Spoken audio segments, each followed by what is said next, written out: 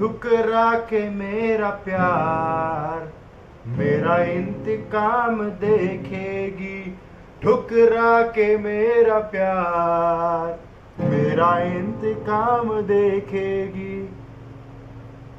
क्या कमी रह गई थी मेरे प्यार में? क्या मैं तुम्हारी कोचिंग की फीस टाइम पर नहीं दे पाया? क्या आखिर ऐसा क्या किया मैंने? घबराइए मत दोस्तों, मैं पागल नहीं हुआ हूं, मगर आज का किस्सा सुन के शायद आप हंसते हंसते पागल जरूर हो जाए। आज हम जिस केस के बारे में बात करने वाले हैं वो कोई क्राइम तो नहीं, मगर आज का हमारा केस किसी सीरियल की स्क्रिप्ट से कम भी नहीं। आज हम बात करने वाले हैं आलोक मौर्य वर्सेस ज्योति मौर्य केस के बारे में। अरे अगर आप नाम से नहीं समझे हैं तो मैं इसको एक मीम में कन्वर्ट करके बता देता हूं, एसडीएम बनते ही पति को छोड़ा।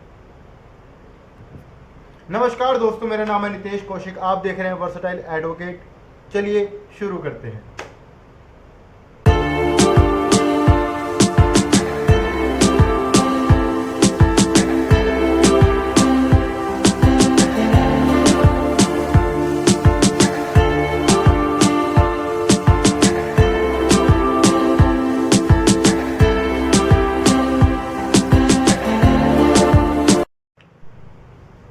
तो दोस्तों ये किस्सा शुरू हुआ था आज से तकरीबन पूरे 1 महीने पहले, जब सोशल मीडिया अकाउंट्स पे अचानक से एक चीज़ वायरल होनी शुरू हो गई और देखते देखते वो चीज़ इतनी आगे बढ़ गई कि अगले ही पल वो सब चीज़ें आपको न्यूज़ चैनल पे देखने को मिला। मैं बात किसी और चीज़ की नहीं कर रहा हूँ, मैं बात कर रहा हूँ आलोक मौर्य और ज्योति मौर्य के केस के बारे में। केस यहाँ पर कुछ भी नहीं है, केस बिल्कुल साफ है कि ज्योति मौर्य अपने पति आलोक मौर्य से तलाक लेना चाहते हैं, मगर जो इसके पीछे कहानी है वो बहुत इंटरेस्टिंग है और वो बहुत फनी भी है, कह सकते हैं।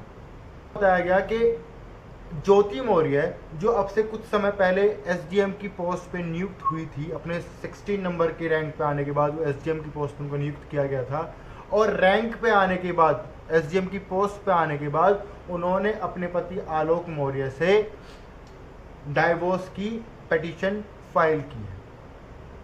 जैसे ही इस पिटीशन के बारे में आलोक मौर्य को पता लगा, आलोक मौर्य ने छूटते ही ये सारी चीजें सोशल मीडिया के आगे या न्यूज़ चैनल के आगे रखनी शुरू करी। उसने सबसे पहला जो बयान दिया, उसने ये बताया कि मैंने अपनी बीवी को पढ़ा लिखा कर एसडीएम की पोस्ट तक पहुंचाया और एसडीएम की पोस्ट पे आते ही उसने मुझको तलाक देने की बात की।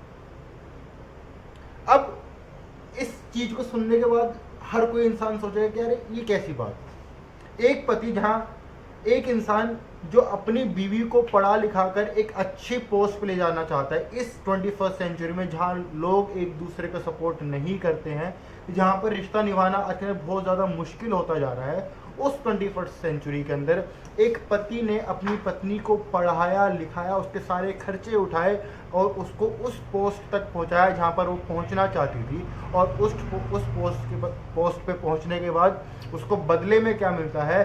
सिर्फ धोखा, एक तलाक का नोटिस। अब से तकरीबन 9 साल पहले ज्योति और आलोक की शादी हुई, और शादी के बाद ज्योति ने आलोक से आगे पढ़ाई करने की इच्छा नियुक्त की।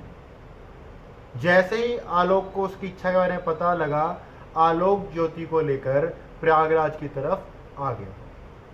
प्रयागराज आके आलोक ने ज्योति की कोचिंग करवाई, उसको पढ़ाई लिखाई करवाई, उसके पढ़ाई के सारे खर्चे उठाए और उसको यहाँ तक की जर्नी तय करने का सपोर्ट किया।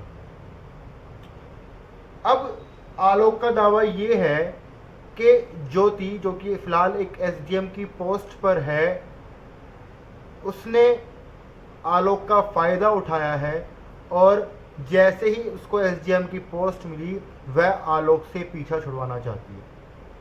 वहीं दूसरी तरफ ज्योति का दावा ये है कि आलोक उसको दहेज के लिए परेशान किया करता था, उसकी फैमिली उसको दहेज के लिए परेशान किया करती थी।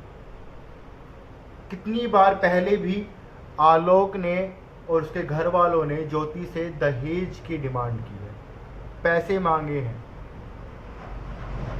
ज्योति ने साथ साथ ये भी बताया कि आलोक उसकी एसडीएम की पोस्ट पे आने के बाद उससे एक घर और 50 लाख रुपए नगद की डिमांड करता है, जो कि वो अब से पहले कई बार कर चुका है। हालांकि इन बात का कोई सबूत अभी तक हमें नहीं मिला है। दूसरी तरफ आलोक ने दावा किया है, आलोक ने कुछ व्हाट्सएप चैट्स मीडिया के सामने प्रस्तुत किए हैं, जिसमें उसने दावा किया है कि ज्योति अपने भाई के साथ मिलकर उसको मारने की, उसको मरवाने की, उसको रास्ते से हटाने की साजिश कर रही है। और कल को अगर आलोक को कुछ भी हो जाता है तो उसमें हाथ पूरा ज्योति का होगा। ज्योति ने ये भी दावा किया है कि आलोक फिलहाल उससे सिर्फ रैमसन यानी कि उससे उसके जो चैट्स थे उसको पब्लिक करने के लिए या उसको पब्लिक ना करने के लिए उसको ब्लैकमेल कर रहा था, उससे कुछ फिरौती मांग रहा था। और जब ज्योति ने उसके वो पैसे देने से मना कर दिया तो उसने वो सारे के सारे चैट्स सोशल मीडिया के सामने अपलोड कर दिए। आलोक का कहना ये भी है कि ज्योति का किसी और इंसान के साथ भी अफेयर चल रहा है। यहाँ पर किसकी बातें कितनी सच है और किसकी बातें कितनी झूठ, ये अभी तक नहीं पता लग पा रहा है। जहाँ एक इंसान दूसरे को नीचा दिखाने के लिए, दूसरे को रोकने के लिए उसके ऊपर आरोप पे आरोप लगाया जा रहा है, वहीं दूसरा व्यक्ति भी उसको समझाने के अलावा या उस मामले को सुलटाने के अलावा उसके ऊपर दूसरे आरोप लगा रहा है। ज्योति ने आरोप लगाया है कि आलोक उसको मेल कर करके उससे पैसे की डिमांड कर रहा है। हालांकि इस तरह का कोई भी मेल अभी तक सामने नहीं लाया गया। इस पूरे सिनेरियो को देखने के बाद, समझने के बाद जो बात समझ में आती है वो सिर्फ इतनी है कि यहाँ पे राय का पहाड़ बनाया जा रहा है और मामला कुछ भी नहीं है। मामला सिर्फ इतना है कि ज्योति आलोक से तलाक चाहती है और आलोक ज्योति को तलाक नहीं देना चाहता। और बात कहीं ना कहीं सही भी है कि शादी के तकरीबन 8 से 9 साल के बाद जब आलोक पूरा सब कुछ ज्योति को समर्पित कर चुका है और उसके साथ रहना चाहता है, वहां ज्योति उसको इस तरह से धोखा देकर उसको छोड़ के जाना चाहती है। ज्योति ने यह भी आरोप लगाया कि जब शादी हुई थी तो शादी के टाइम पे आलोक ने अपने आप को ग्राम पंचायत का अध्यक्ष, ग्राम पंचायत में काम करने वाला एक ऑफिसर बताया था और शादी के 8 साल के बाद जाकर उसको पता लगता है कि वो वहां पर एक कर्मचारी है, एक सफाई कर्मचारी है। और ये सब सुनने के बाद ज्योति उसके साथ नहीं रहना चाहती थी, मगर फिर भी ज्योति ने उसके साथ अलग होने की डिमांड नहीं रखी। ज्योति उस चीज को झेलती रही, चलाती रही, मगर जैसे ही वो एसडीएम की पोस्ट पे आती ज्योति उसको वहां पे अलग होने के लिए बोल देती है। यहाँ पे एक छोटी सी बात जो मेरे को समझ में आती है कि अगर उस टाइम पर ज्योति को पता लग चुका था कि उससे झूठ बोला गया है तो ज्योति ने उसी समय, उसी टाइम अपनी आवाज क्यों नहीं उठाई? उसने इतने लंबे समय का इंतजार क्यों किया? क्या ज्योति आलोक को यूज करना चाहती थी या ज्योति आलोक का फायदा उठाना चाहती थी अपनी एसडीएम की पोस्ट के लिए, या फिर ज्योति अब झूठ बोल रही है?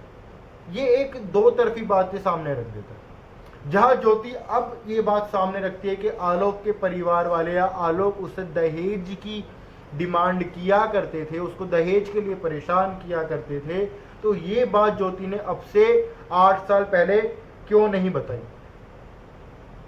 साथ ही साथ एक सोचने वाली बात ये भी है कि अगर आलोक या आलोक के परिवार वाले ज्योति से दहेज की डिमांड कर रहे थे तो आलोक क्यों उसकी पढ़ाई का खर्चा उठा रहा था? क्यों आलोक उसको पढ़ा लिखा कर अफसर बनाने की तैयारी कर रहा था? अगर आपको मेरी बातें थोड़ी भी समझ में आ रही हैं, थोड़ा भी आपको मेरी बातों में यकीन आ रहा है, तो आप भी जरा इन चीजों को एक बार सोच के समझ कर देखिए, क्योंकि हो सकता है कि ये सब चीजें कहीं ना कहीं आपके इर्द गिर्द भी हो रही हों और कल को आप भी कुछ ऐसी परिस्थिति का सामना करना पड़ जाए। अगर आपको मेरी वीडियो अच्छी लगती है तो प्लीज़ लाइक करें, सब्सक्राइब करें, शेयर करें। That's it for today's guys. मिलते हैं हमारी अगली वीडियो में। और अगर आपको हमारी वीडियोस देखना पसंद है तो आप हमारे चैनल पे और भी वीडियोस देख सकते हैं। और भी ऐसे ही अनेकों किस्से हमने अपनी वीडियोस के माध्यम से जनता के सामने रखे हैं।